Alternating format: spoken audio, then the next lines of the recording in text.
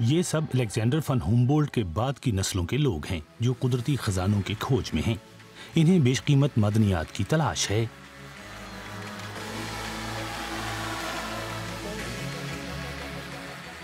یہ ڈرون انہوں نے خود تیار کیا ہے، جس کے ساتھ ارضیاتی پیمائشی آلات لگے ہوئے ہیں۔ لاگت تقریباً 1 لاکھ یورو۔ یہ ڈرون کافی زیادہ اونچائی پر وسیع تر علاقے میں پرواز کر سکتا ہے۔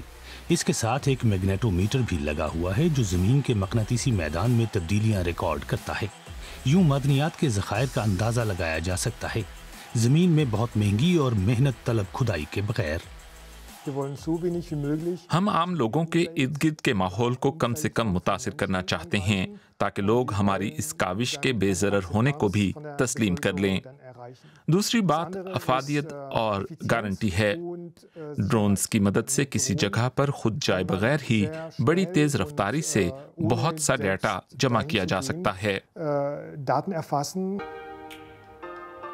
پھر تمام انفرادی پیمائشی آلات سے حاصل کردہ ڈیٹا ایک جگہ جمع کیا جاتا ہے۔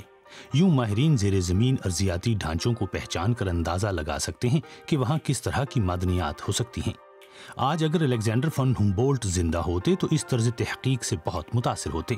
ان کے دور میں زمین میں بہت گہرائی میں پائے جانے والے خزانوں کو تلاش نہیں کیا جا سکتا تھا۔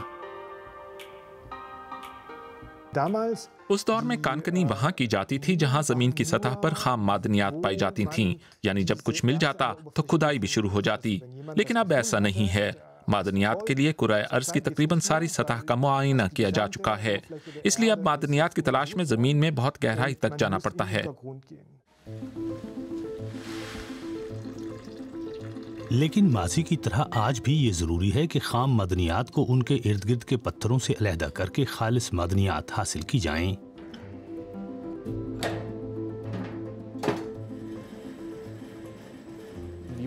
زمین سے حاصل کردہ پتھریلی خام معدنیات کو اسی طرح پیسا جاتا ہے جیسے پتھروں کو۔ بڑے پتھروں کو علیحدہ کرنے کے لیے نئے طریقے درکار ہوتے ہیں۔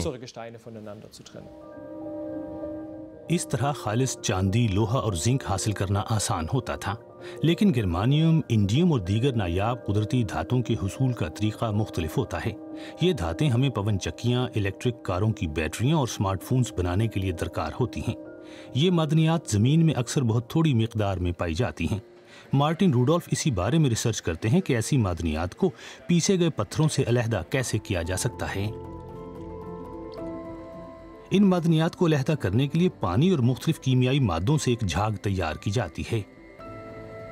یوں پسے ہوئے پتھر سے علیحدہ ہو کر ان معدنیات کے ذرے گیس کے بلبلوں سے جڑ کر اوپر آ جاتے ہیں۔ اس طرح جھاگ کی مختلف تہیں جمع کر لی جاتی ہیں، لیکن مسئلہ یہ ہے کہ فلوٹیشن کہلانے والا یہ عمل ماحول دوست نہیں ہے، دیگر باتوں کے علاوہ ان کیمیائی مادوں کے باعث بھی جو اس میں استعمال ہوتے ہیں۔